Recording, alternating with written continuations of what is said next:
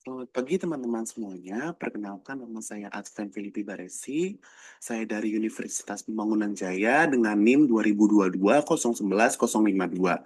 Jadi pada kesempatan kali ini saya akan menjelaskan terkait praktikum pengauditan yang ada di buku 1 dan buku 2 dari modul 8. Jadi mari kita masuk saja ke modul 8 yang berisi tentang pendapatan dan juga beban.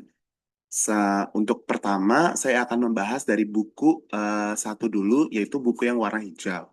Jadi, yang pertama, untuk di buku hijau, itu saya akan melihat prosedur auditnya. Jadi, yang pertama-tama, pastinya auditor akan melihat prosedur auditnya, apakah sudah lengkap atau belum. Jadi, di sini prosedur auditnya itu ada tabel nomor prosedur audit dikerjakan oleh. Jadi dikerjakan oleh ini juga terbagi menjadi dua, ada indeks sama paraf. Jadi contohnya itu seperti siapkan schedule utama, jadi indeksnya ada PL3, sama jangan lupa auditor untuk melakukan paraf bahwa sudah melakukan pengecekan terhadap prosedur audit tersebut. Begitu juga dengan minta daftar beban operasi dan cocokkan dengan buku besar, ini juga sudah, lalu juga jangan lupa di paraf. Berikut juga dengan prosedur audit lainnya. Di sini juga ada ARP 1.3, terus juga ada PL3 dan yang lainnya. Pokoknya teman-teman harus mengecek keseluruhannya, apakah prosedur auditnya sudah sesuai dan sudah terindeks, serta auditor jangan lupa juga untuk melakukan paraf. Lalu selanjutnya, dari buku 1 juga, kita masih masuk di buku 1, modul 8 di buku hijau. Kita juga harus mengecek ICQ-nya. Jadi ICQ itu biasanya berisi tentang kuesioner. Jadi ada jawabannya tidak dan juga tidak relevan, atau disingkat sebagai Y atau ya, T tidak dan TR tidak relevan. Jadi di sini ada beberapa pertanyaan untuk kuesionernya. Jadi yang checklist ini sesuai dengan jawaban dari yang diwawancarai, apakah ada atau ya, tidak atau tidak relevan. Jadi hasil akhir dari pengecekan wawancara ini adalah auditor ingin mengetahui kelemahan-kelemahan lain yang tidak tercantum pada pernyataan di atas. Yaitu pertama, penggunaan time clock kurang diawasi. Yang kedua, catatan waktu kerja belum sepenuhnya terstruktur dengan baik. Yang ketiga, dokumentasi prosedur SDM tidak terlihat lengkap. Lalu yang keempat, itu tidak disebutkan adanya sistem perlindungan elektronik terhadap perubahan data waktu kerja. Di sini catatan lainnya tidak ada. Lalu kesimpulan penilaiannya itu dinyatakan sedang karena jawabannya sebanyak 19 dengan persentase sebesar 56% dari total jawaban keseluruhan 34. Jadi total jawaban keseluruhan itu termasuk totalnya ya, tidak, dan tidak relevan. Terus di sini juga ada revisi kesimpulan penilaian, lampirkan alasannya beserta sarannya. Jadi auditor diminta untuk memberikan alasan atau sarannya, bukan hanya koreksi saja, tapi berikan juga sarannya untuk perusahaan. Di sini isinya itu berdasarkan hasil pemeriksaan terdapat beberapa kelemahan terutama terkait dokumentasi prosedur SDM, pengawasan waktu kerja serta perlindungan terhadap data. Perusahaan disarankan untuk meningkatkan pengawasan dengan time clocks, menyusun catatan waktu kerja secara lebih terstruktur, melengkapi dokumentasi prosedur SDM, dan menerapkan sistem keamanan elektronik untuk melindungi data waktu kerja dari perubahan yang tidak sah. Nah, selain itu, tadi kita sudah melihat ICQ, kita juga sudah melihat ada ICQ, kita juga sudah melihat dari prosedur auditnya. Sekarang kita lanjut ke, di sini ada program auditnya, di sini ada tujuan audit adalah untuk meyakinkan bahwa Semua beban perusahaan telah dibukukan dengan lengkap dan tepat. Terus juga di sini beban yang dicatat merupakan beban perusahaan yang didukung dengan bukti-bukti yang dapat dipertanggungjawabkan. Terus juga ketepatan dalam klasifikasi menurut kelompok atau jenis bebannya dan juga dalam hubungannya dengan perusahaan. Lalu juga semua hal-hal yang perlu diungkapkan dalam laporan keuangan telah diberikan penjelasan yang memadai dan juga hal yang sama di atas juga berlaku untuk tujuan memeriksa pendapatan lain-lain perusahaan. Jadi di sini saudari Olivia memberikan informasi yang diperlukan tentang pengajak penghasilan badan tahun 2018. Jadi di sini ada daftar perhitungan PPh pasal 21 yang dibuat oleh perusahaan. Di sini ada nama karyawannya, ada masa kerjanya, ada statusnya yaitu kawin atau mempunyai tanggungan, ada penghasilan brutonya, terus juga di sini ada THR dan juga ada PPh pasal 21-nya. Nah, teman-teman, kita langsung masuk ke studi kasusnya. Jadi, studi kasusnya itu berada di berada di buku satu, yaitu buku hijau. Namun, pengerjaannya itu ada di buku orange. Jadi, di sini kita bahas dulu studi kasusnya. Yang pertama, PPh pasal 21 tersebut ditanggung oleh perusahaan dan telah dicatat oleh perusahaan pada akun beban lain-lain sebesar 19.877 ribu. Jadi teman-teman, seperti yang kita ketahui bahwa beban gaji itu mempunyai nama akunnya sendiri. Jadi seharusnya memang beban gaji dimiliki akun beban gaji dimiliki oleh setiap perusahaan. Perusahaan. Pada kasus ini itu justru PT Sugus memasukkannya ke dalam beban lain-lain, sedangkan harusnya masukkan ke dalam beban gajinya.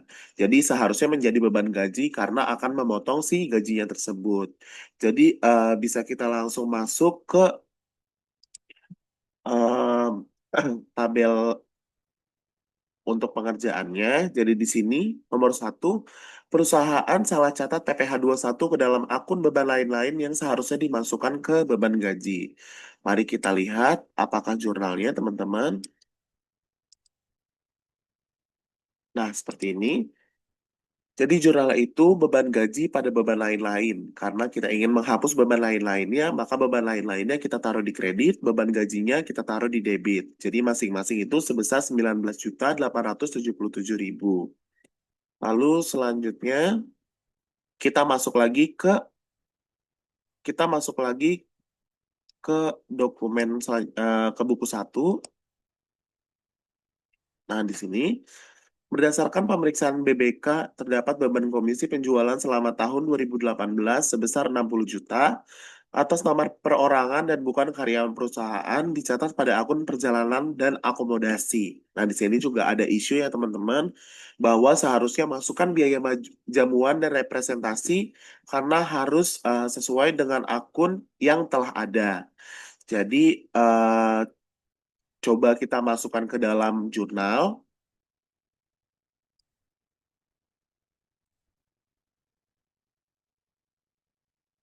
Nah, di sini teman-teman, jadi kita masukkan ke dalam jurnalnya.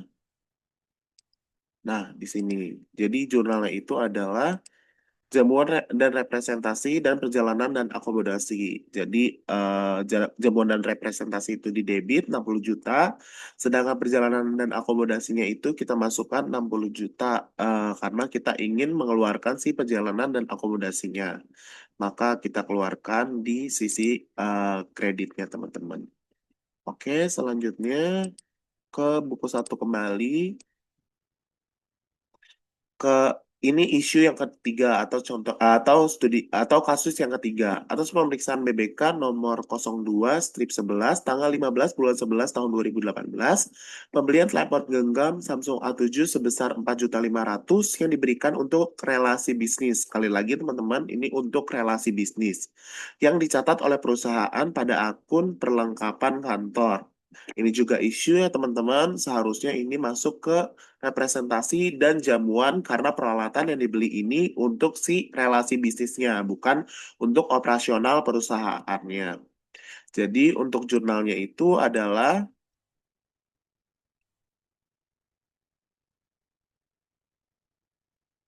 jamuan dan representasi pada perlengkapan kantor. Seperti biasa, karena kita ingin menghapus perlengkapan kantor, jadi kita taruh di kredit. Jadi jamuan representasinya di debit 4.500.000 dan perlengkapan kantornya 4.500.000 di sebelah kredit. Selanjutnya, kita langsung masuk ke kasus 4, yaitu atas pemeriksaan BBM nomor 02 bulan garis miring 09 tanggal 14 bulan 9 tahun 2018, penjualan kardus bekas sebesar 20 juta dicatat sebagai berikut. Jadi Bank Lopo di debit 20 juta sama representasi dan jamuan 20 juta. Jadi ini karena dia penjualan kardus bukan masuk ke dalam kegiatan operasionalnya, jadi seharusnya ini masuk ke pendapatan lain-lain. Karena balik lagi teman-teman ini penjualan kardus bekas. Jadi coba kita masukkan ke dalam jurnalnya. Nah ini teman-teman. Nah ini untuk jurnalnya. Jamuan dan representasi pada pendapatan lain-lain sebesar 20 juta. Jadi kita ingin menghapus pendapatan lain-lainnya dan memasukkan jamuan representasinya. Oke, kita lanjut ke studi kasus yang kelima. Studi kasus yang kelima itu berdasarkan pemeriksaan BBK nomor 02 garis miring 1 tanggal 5 bulan 1 2019 sebesar 100 juta untuk pembayaran ke rumah sakit atas pengobatan anak kandung dari Bapak Wansen yang merupakan beban tahun 2018. Di sini ada jurnal juga teman-teman. Jadi debit kesejahteraan karyawan sebesar 10 juta dan juga Bank Lopo kredit sebesar 10 juta. Jadi di sini mengapa dibilang isu karena di sini belum dibayar sehingga menjadi beban yang masih harus dibayar. Jadi dia tuh apa namanya beban tahun 2018 tapi baru dibayar di 2019. Pemeriksaannya 2019 tapi ternyata belum dibayar teman-teman. Jadi masih menjadi beban yang masih harus dibayar. Jadi kita harus mengoreksi pengakuan biaya 100.000 di tahun 2018-nya. Jadi bagaimana caranya kita menjurnalnya? Jadi jurnalnya adalah sebagai berikut, teman-teman. Nah, di sini kesejahteraan karyawan sama beban yang masih harus dibayar. Karena di sini belum dibayar, jadi masih masuk ke dalam beban yang masih harus dibayar, yaitu sebesar 100 juta. Nah, kita masuk ke studi kasus selanjutnya. Nah, studi kasus selanjutnya itu atas pemeriksaan beban jasa profesional diketahui bahwa perusahaan belum melakukan pembayaran atas kewajiban PPh 23 untuk jasa akuntan. Nah, jadi di sini perusahaan sudah melakukan pembayaran untuk profesi untuk penyewaan atau pemakaian si jasa akuntan ini.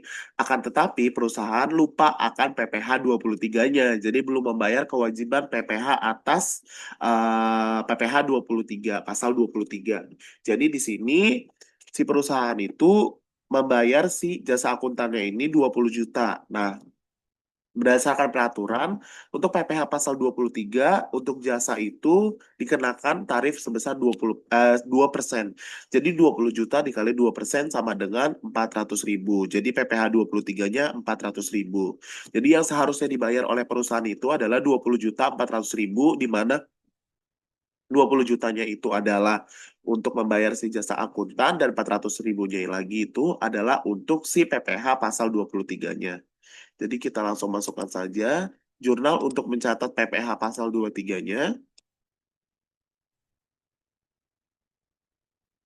Nah, seperti ini teman-teman. Jasa profesional pada utang PPh 23 sebesar 400.000. Ini perhitungannya dari yang tadi.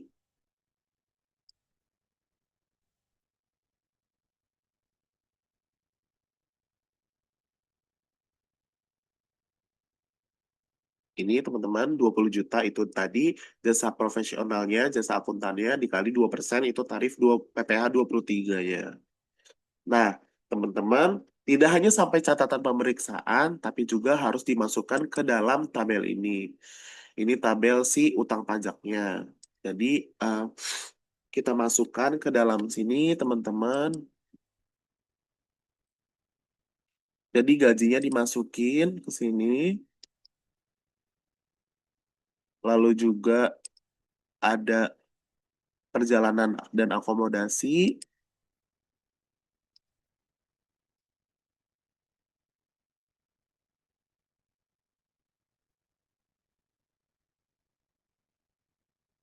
Nah, seperti ini teman-teman. Jadi setelah kita melakukan catatan pemeriksaan, kita akan masukkan ke dalam sini, ke catatan si utang pajak, ada gaji, kesejahteraan karyawan, perjalanan dinas akomodasi, jasa profesional, jamuan dan representasi, sama si lain-lainnya yang tadi dikoreksi ya teman-teman. Ini totalnya. Jangan lupa juga untuk kita melakukan per audit 2018.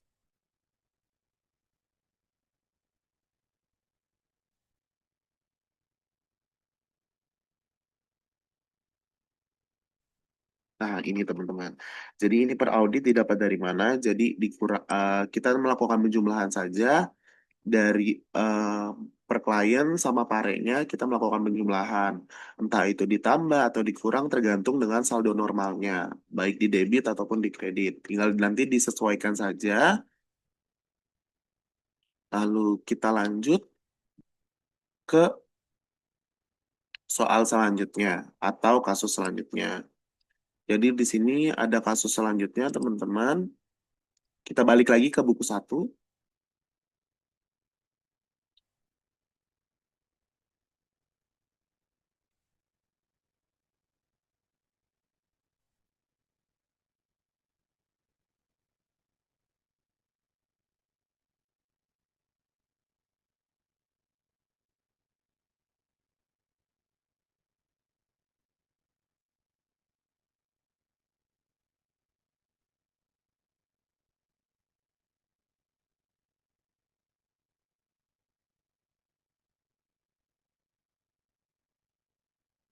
Ini teman-teman.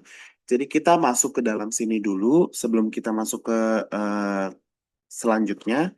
Jadi kita masukkan dulu si M2.1 ini.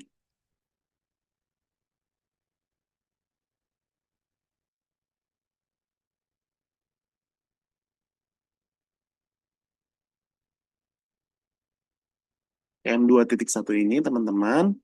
Jadi kita akan melihat total penghasilan brutonya. Terus juga kita akan melihat biaya jabatannya sampai dengan tabel berikutnya yang belum terisi, teman-teman.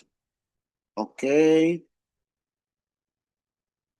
Nah, di sini. Jadi, untuk menghitung total penghasilan bruto itu tinggal penghasilan bruto per tahun dibagi sama THR-nya. Jadi, kita tinggal tinggal dihitung saja ini ditambah THR, maka ditemukan hasilnya 195, ini 104, ini 104, dan juga seterusnya.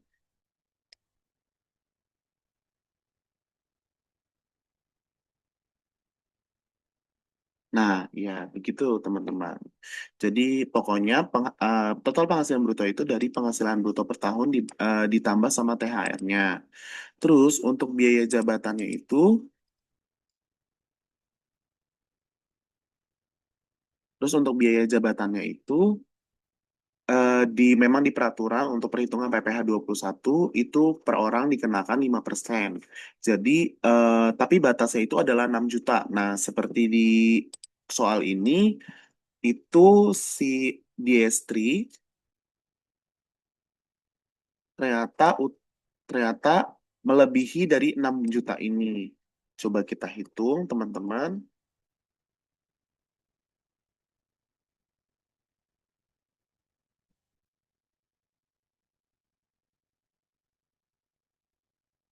Nah, ini kita kali dengan 5%. Nah, terbukti 9750. Ini tidak boleh di dalam perhitungan PPh pasal 21 maksimal hanyalah 6 juta. Jadi kita tulis saja 6 juta.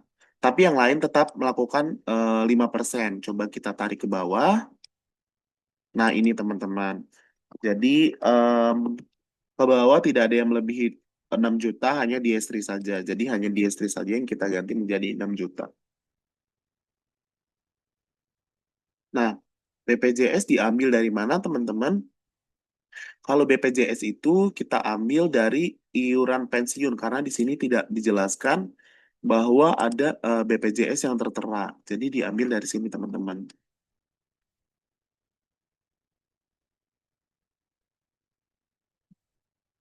dari halaman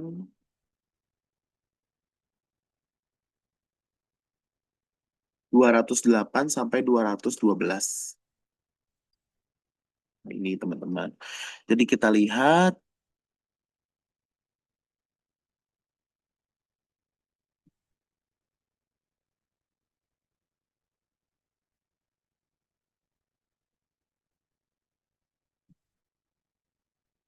apakah BPJS-nya ada, seperti itu teman-teman. Jadi pokoknya kita lihat, ini sebagai contoh, 7215. Ini iuran pensiun atau JHT. Di sini tidak tertera bahwa adanya BPJS dan juga perusahaan tidak memberitahukan bahwa adanya potongan terhadap BPJS. Namun di sini tertera hanya iuran pensiun. Jadi kita ambil iuran pensiunnya saja. Nah, kita share di sini. Kita lihat, nah di sini 7125. Pokoknya kalau misalkan ada iuran pensiunnya dari data 200, halaman 208 sampai 212 tadi, langsung dimasukkan saja ke dalam sini. Nah, kita lihat dari penghasilan netonya, penghasilan neto itu diambil dari total penghasilan bruto dikurang biaya dikurang biaya jabatan, dikurang BPJS. Jadi sama dengan ini dikurang ini, dikurang ini. Ya, 1,1 kita tarik ke bawah. Oke, sudah.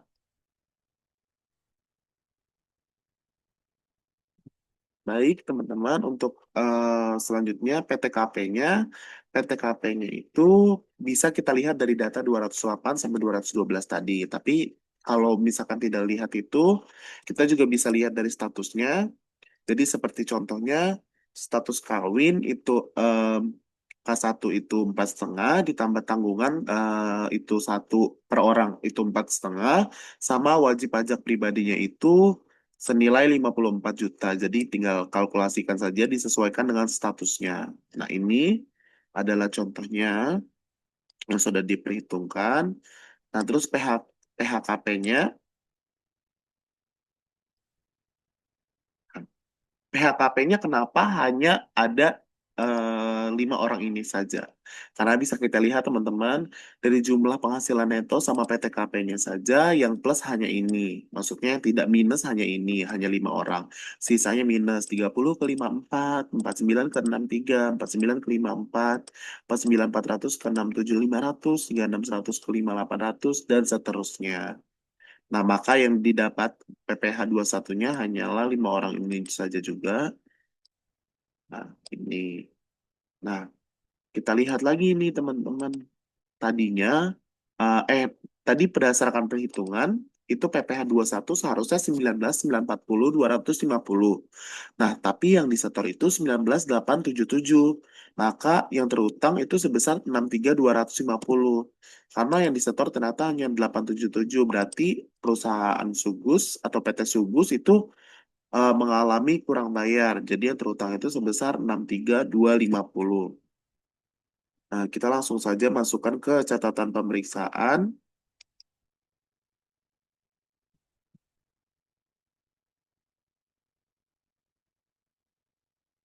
Nah, seperti ini teman-teman.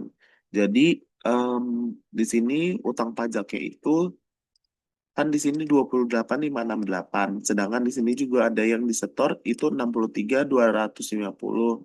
Jadi maka 28.505 19 itu utang PPh 21-nya per 2018. Jadi utang PPh 21 28.505.109 pada beban gaji 28.505.109. Lalu juga di sini ada paretnya. Nah, di sini ada si selanjutnya nih. Selanjutnya ke studi kasus selanjutnya itu kita masuk ke yang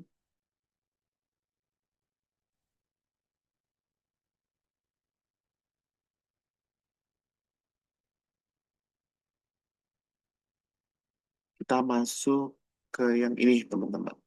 Utang PPh badan terdiri dari e-billing PPh 25 bulan Desember sebesar 45 juta dan SPT badan tahun 2018 sebesar 586,627 627,892. Jadi kita lihat ini paretnya, teman-teman. Jadi parenya itu utang PPh 25 garis miring 29 pada beban pajak penghasilan 357.438.909 908, di mana dapatnya 983 ini didapat dari sini per 18, terus juga ini 45 juta dikurang 45 juta dari studi kasus tadi, sama ini sama tadi 580 juga didapat dari soal kasus tadi. Maka untuk parenya ini untuk mengisi si utang pajaknya, nah seperti biasa jadi catatan pemeriksaan ini kita masukkan ke tabel si utang pajaknya. Maka ditemukan seperti ini. Dan juga jangan lupa per auditnya sama seperti tadi melakukan penjumlahan. Kita lihat dulu saldo normalnya di mana, baru kita masukkan ke dalam sini, teman-teman. Sudah untuk perhitungan utang pajaknya, sekarang kita lanjut ke em, ke M2-nya, yaitu M21.1, yaitu utang pajak selanjutnya. Di sini itu ada isinya tentang masa pajak, tanggal setor, jumlah, sama tanggal lapornya. Jadi di sini bulannya itu ada Januari sama November. Kenapa dibilang saat Januari sama November? Karena Desember itu nanti masa pajak dan tanggal lapornya itu sudah masuk ke tanggal 1 Januari 2019. Jadi si Desember tidak dimasukkan ke dalam masa pajak di tahun 2018. Jadi kita lihat. Nah, di sini kita sudah masukkan dan juga untuk tanggal setornya bisa kita lihat datanya di halaman, kalau tanggal setor di halaman 186 sampai halaman 196. Ini ada tanggalnya dan juga totalnya juga sama semua ya teman-teman. Berikut juga dengan totalnya 19.877 dan juga tanggal lapornya biasanya sama dengan tanggal setornya. Nah, seperti ini teman-teman.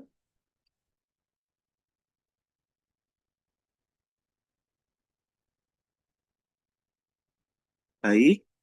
Nah, setelah itu, jangan lupa juga teman-teman, setelah memeriksa, kita juga harus melakukan catatan dibuat oleh dan juga tanggalnya. Seperti contoh, di sini nama saya,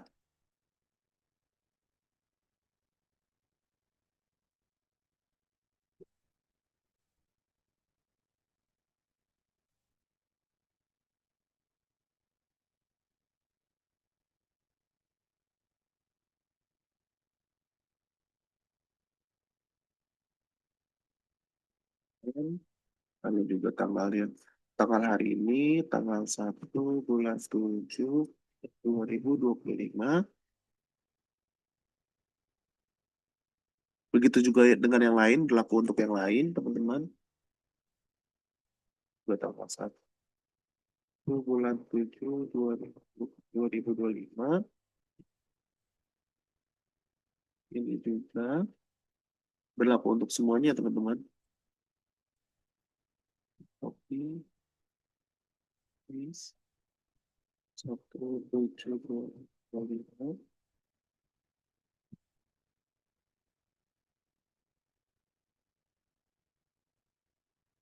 7 2025.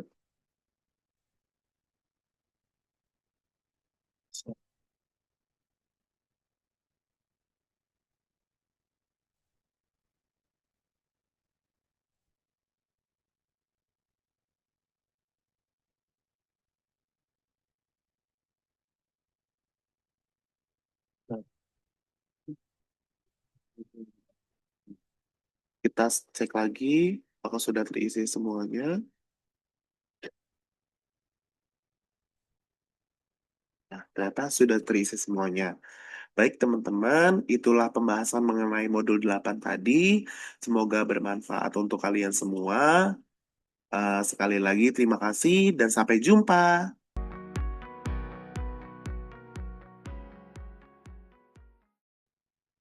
Hai teman-teman, bertemu lagi dengan saya Adven Filipe Baresi dari Universitas Pembangunan Jaya dengan NIM 2022 011 052. Setelah kita membahas modul 8 yaitu tentang pendapatan dan beban, ini adalah tahap akhir dari praktikum pengauditan yaitu penyelesaian audit. Jadi penyelesaian audit ini berisi untuk kita mereview kembali terkait kelengkapan yang telah kita audit, baik itu data dari jurnal koreksi, laporan keuangan, laporan laba rugi, dan laporan keuangan lainnya. Oke, kita mulai saja dari yang awal, yaitu kita akan melakukan cek ulang dari daftar jurnal koreksi dan reklasifikasi tahun 2018. Jadi, ini semua didapat dari jurnal koreksi dan reklasifikasi yang ada pada catatan pemeriksaan mulai dari modul awal yaitu modul 1 sampai dengan modul 8. Yaitu berikut ini adalah catatan dari jurnal-jurnalnya. Di sini teman-teman ada PL1.1, ini ada jurnal-jurnalnya, ada S1, ini juga ada jurnal-jurnalnya, ada F1 jurnalnya juga ada, F2 juga, F3 juga ada, F4 juga ada jurnalnya, M1 juga ada jurnalnya, C1 juga ada jurnalnya teman-teman, C3 juga ada jurnalnya dan totalnya, dan seterusnya. Ini jurnalnya didapat dari semua di eh, koreksi jurnal atau catatan pemeriksaan yang biasanya kita kerjakan untuk mengisi pare atau readjustment. Seperti itu. Baik, kita lanjutkan saja. Di sini terlihat ada 50 ya teman-teman. Ini didapat dari modul 1 dan modul 8 yang pastinya akan banyak. Jadi sangat wajar memang untuk 50 jurnal. Oke, kita lanjut ke untuk di sini adalah kita akan membahas terkait prosedur penelaahan analitis neraca. Jadi di sini juga didapat dari eh, laporan keuangan neraca dari peraudit 2017 dan 2018. Ini juga didapat dari modul. Jadi kita tinggal memindahkan saja. Jadi di sini ada kas dan setara kas 67 juta. Di sini ada perauditnya 40 juta. Kita melakukan pengurangan selisih antara per audit dikurang 2017 untuk melihat kenaikan atau penurunannya. Di sini mengalami penurunan, investasi jangka pendek mengalami kenaikan, piutang usaha juga mengalami kenaikan, piutang usaha juga mengalami kenaikan 20 juta, persediaan juga mengalami kenaikan 118 juta, beban dibayar di muka juga mengalami kenaikan 40 juta, total asetnya juga mengalami secara ini juga positif. Investasinya juga mengalami kenaikan 422 juta, harga perolehan juga 2 miliar. Dia mengalami kenaikan, akumulasi juga mengalami kenaikan 564 juta, di nilai buku juga mengalami kenaikan 1 miliar. Namun di aset lainnya mengalami penurunan yaitu sebesar 379 sehingga total asetnya menjadi 6 miliar. Jangan lupa juga dibuat presentasenya. Gimana cara membuat presentasenya? Tinggal di kenaikan ini nih dibagi dengan per audit 2017. Seperti ini teman-teman. Jadi ini kenaikan dibagi sama per audit 2017 untuk melihat presentasenya. Itu teman-teman.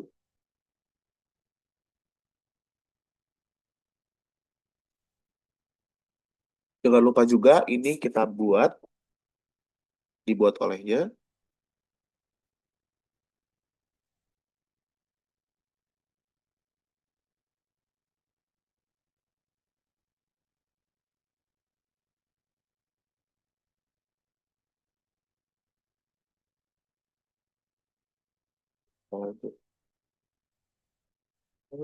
Tentang kali hari ini, 1 tanggal 7 2025.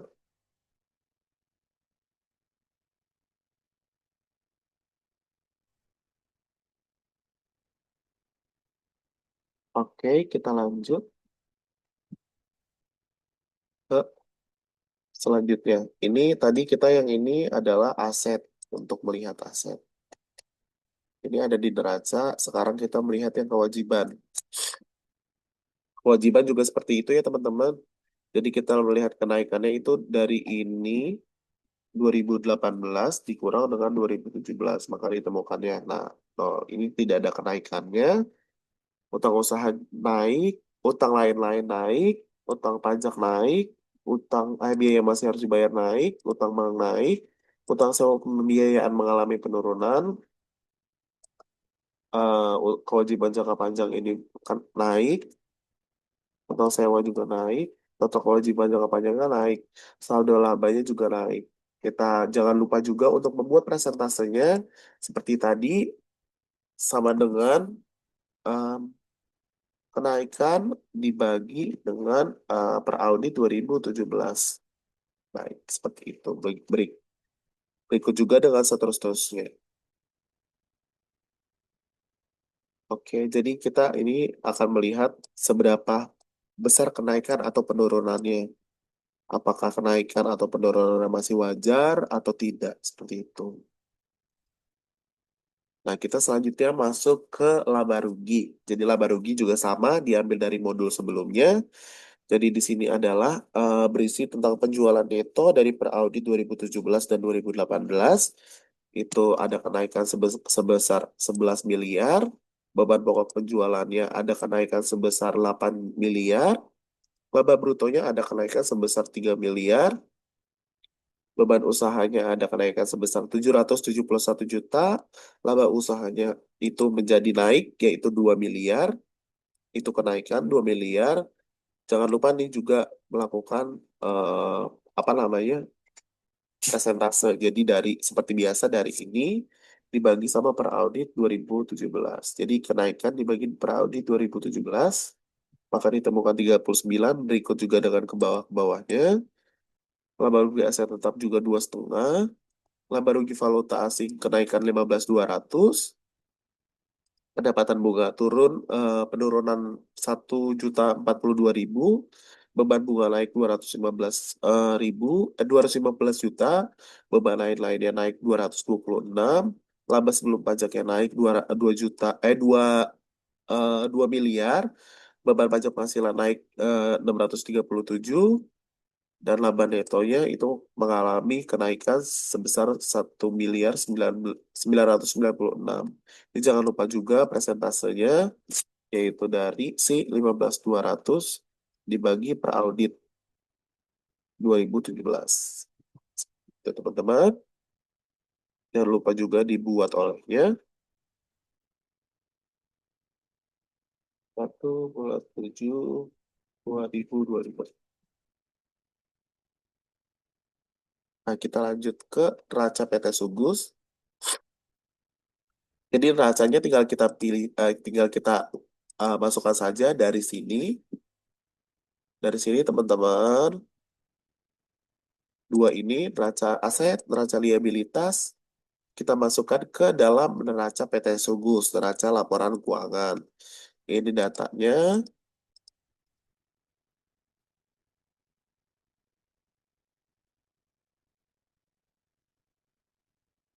jadi sebagai contoh,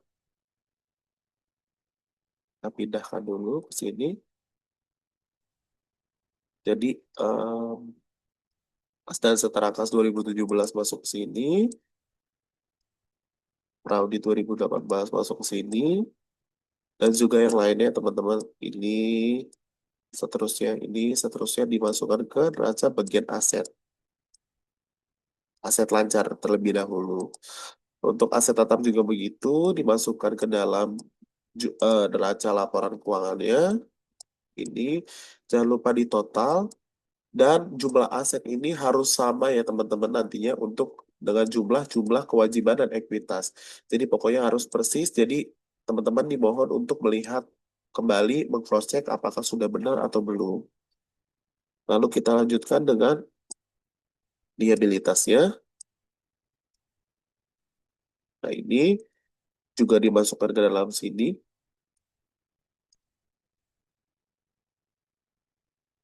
Misalkan 200 juta, 200 juta, 1296, 1068, begitu. Tinggal sesuaikan saja antara tahun sama juga akun-akunnya serta nominalnya ya, teman-teman. Jangan sampai salah.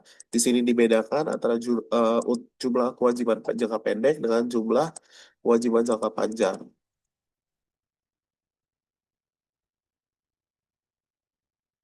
Ini teman-teman, jadi sudah terlihat ya, sudah sama antara si jumlah aset tahun 2018 dengan jumlah aset dan juga jumlah ekuitas dan kewajiban itu sama. Nih, teman-teman. Aku akan beri bold untuk menandakan ini sudah balance. Oke, untuk neraca laporan keuangan berarti sudah tidak ada isu, tidak ada kesalahan. Jadi sejauh ini sudah benar karena sudah balance ya teman-teman. Kita lanjut ke selanjutnya. Nah, laporan laba rugi juga diambil dari yang tadi.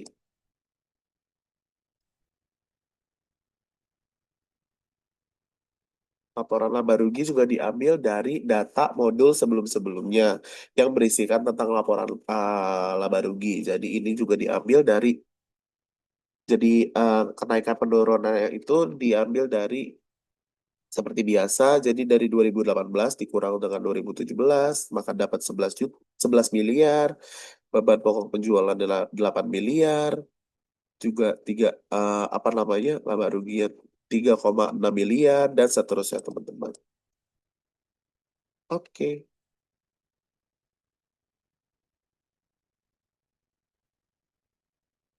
Nah, teman-teman, ini tadi sepertinya sudah saya bahas. Tinggal saja kita masukkan ke laporan laba rugi. Jadi, laporan laba rugi juga kita masukkan ke dalam laporan laba rugi. Jadi, dari sini kita masukkan ke laporan laba rugi. Nah, ini dari sini masukin ke sini. Dari sini masukin ke sini. Berikut juga dengan semua akun sesuaikan ya, teman-teman. Di sini juga harus disesuaikan dengan di sini.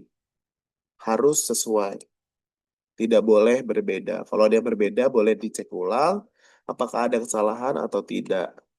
Maka ditemukan juga laba netonya sebesar segini. Sudah sama ya teman-teman?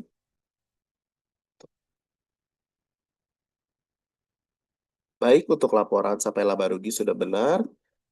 Dan ini laporan perubahan ekuitasnya.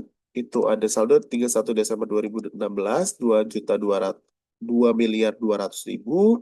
Saldo labanya 1761, itu maka totalnya segini, teman-teman. Lalu laba netonya ada 1458, 731, 470. Tinggal dipindah ke sini saja. Lalu saldo untuk 31 Desember 2017 itu masih sama, 2,2 miliar.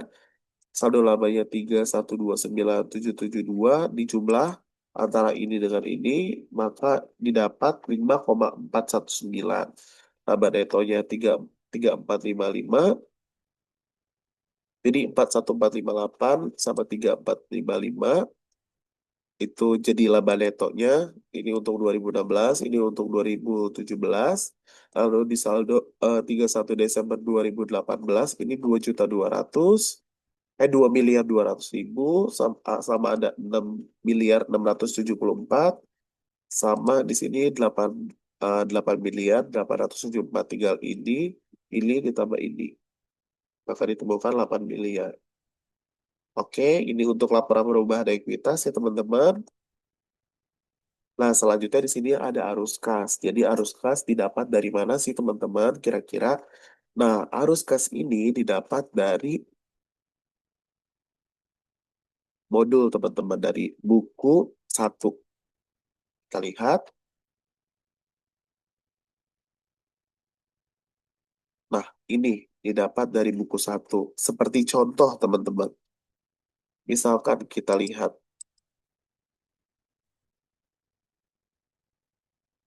Nah, ini. Ini dari pendapatan usaha neto.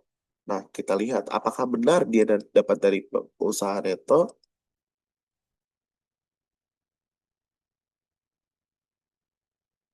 Kita cari. Nah, ini betul didapat dari pendapatan usaha neto. Jadi ada 2017, kita ambil dari pendapatan usaha neto. Ini untuk 2017. Coba kita lihat lagi ya beban pokok usaha. Apakah benar?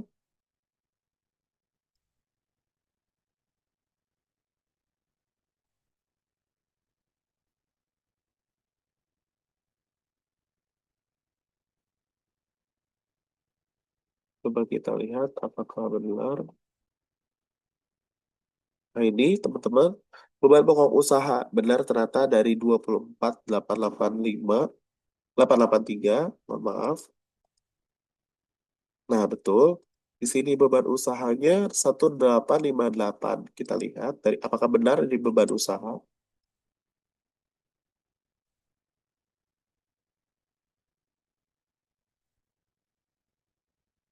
Beban usahanya. Nah, di sini 1854. Coba kita lihat.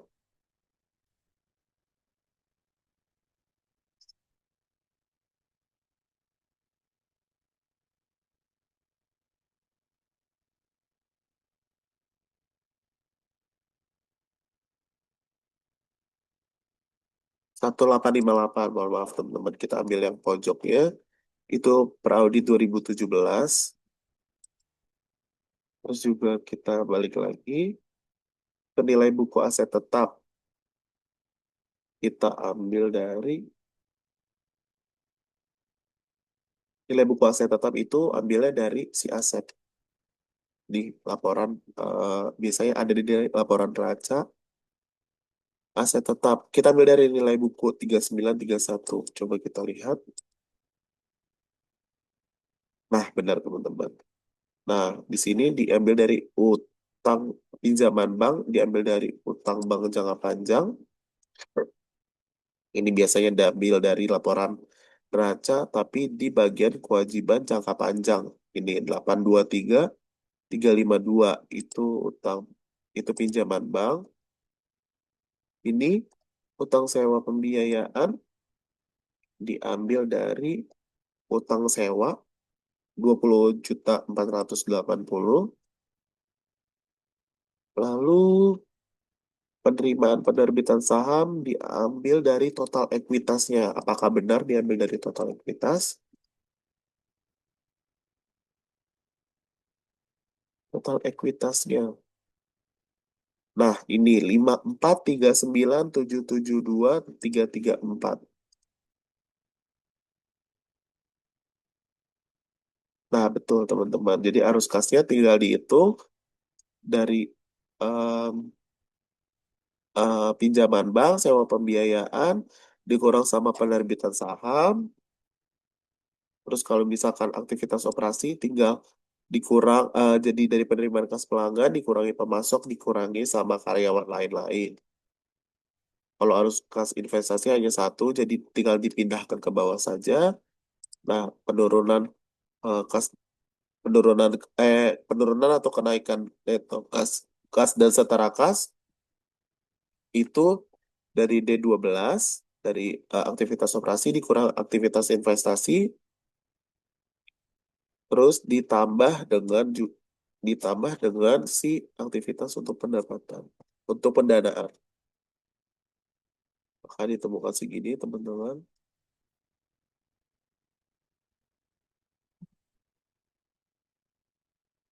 Baik, ini kas setara kas awal tahun ya, ini kas setara kas akhir tahun.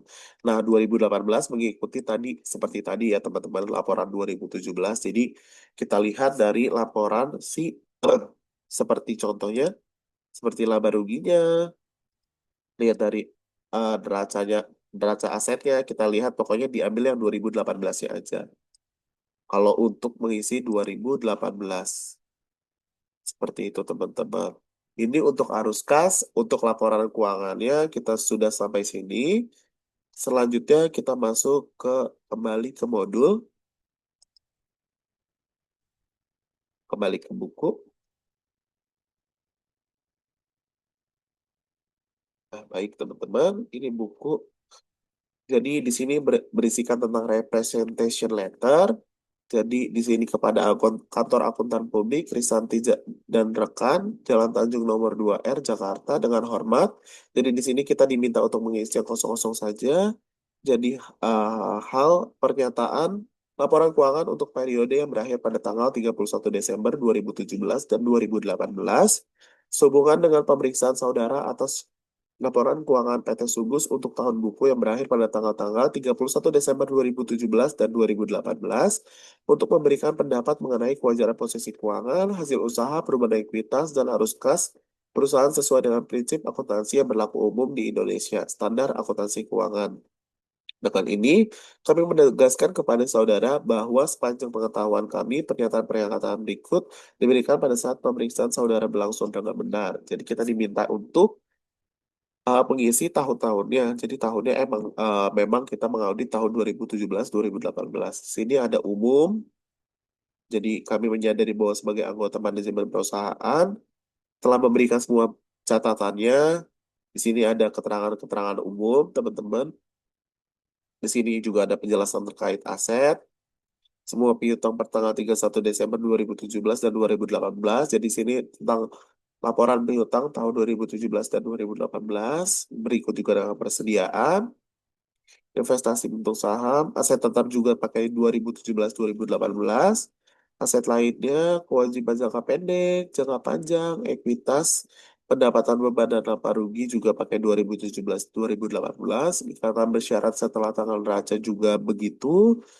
Terus juga ada peristiwa penting setelah tanggal neraca dan juga di sini ada hal-hal penting lainnya seperti rapat direksi,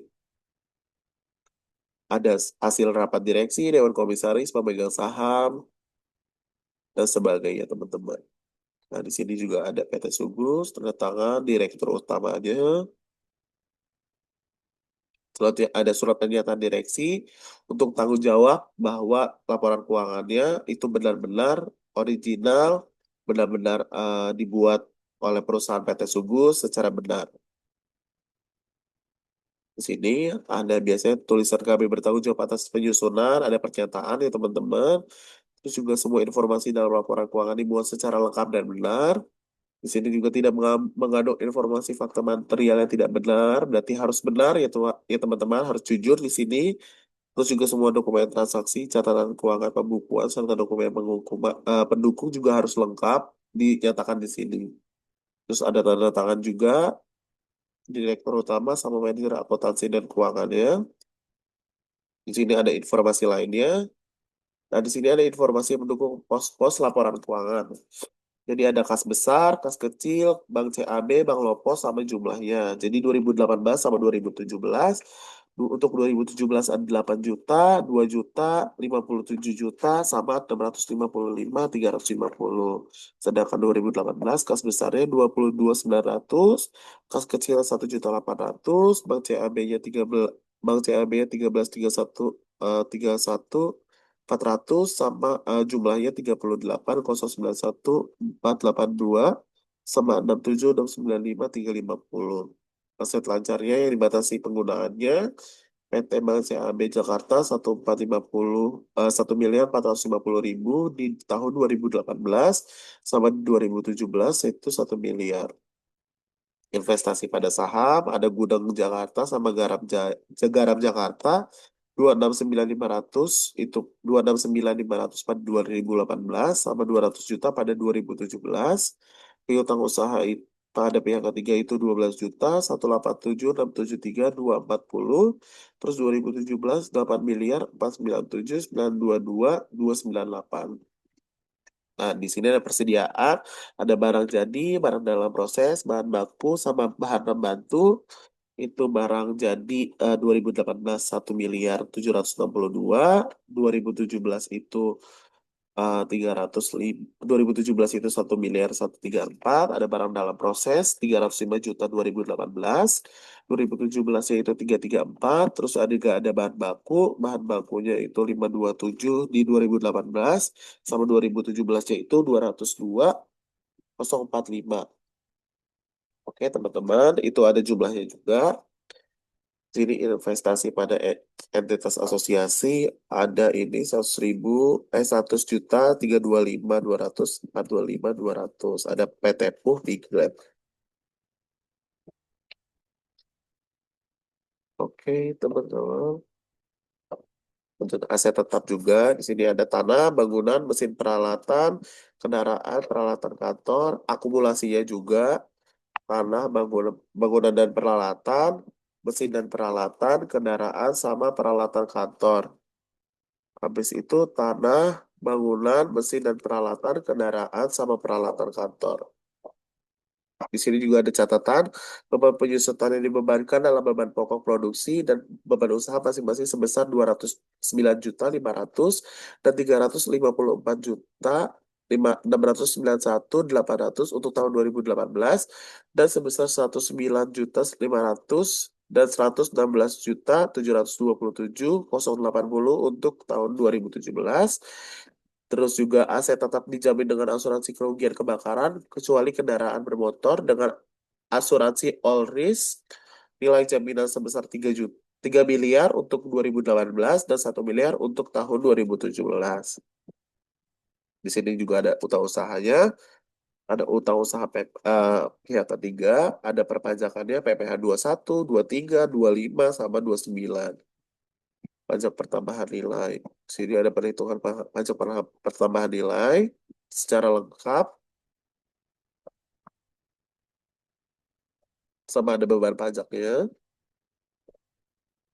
Di sini juga dijabarkan utang bank jangka pendek dalam bentuk rupiah, PT cabang CABTBK, terus juga ada utang bank jangka panjang rupiah, PT Bank CABTBK dikurangi bagian jatuh tempo dalam setahun. Di sini ada nominalnya. Oke, dibebankan. Ini tinggal masukin nanti. Jadi tahun 2018 11 miliar 474.796.203, 2017 ya 9068.656.807, tinggal dimasukin saja nanti di sini. Terus ada modal sahamnya, ada PT SWAT SWAT 500 lembar, 50% kepemilikan sama nilai nominalnya 1.110.000.000. PT TAPE itu 450 lembar, kepemilikannya presentasinya 45%, nominalnya itu 999 juta. Sedangkan Ibu Melinda itu 50 lembar, 5% presentasi kepemilikan, terus nilai nominalnya 111 juta. Maka total sahamnya 100.000 lembar, presentasi total keseluruhan 100%, sama nilai nominal keseluruhan jumlahnya itu 2.220.000.000. Di sini ada pokok penjualan, mulai dari bahan baku, tenaga kerja, overhead, untuk menghitung ini juga beban pokok penjualan. Lalu juga ada beban usaha, ada gaji, kesejahteraan karyawan, iklan, beban perjalanan,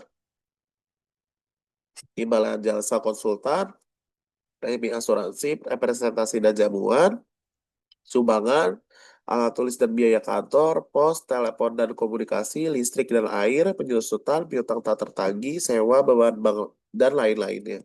Di sini ada nominalnya, teman-teman. Kita ambil data dua ini, 2017-2018.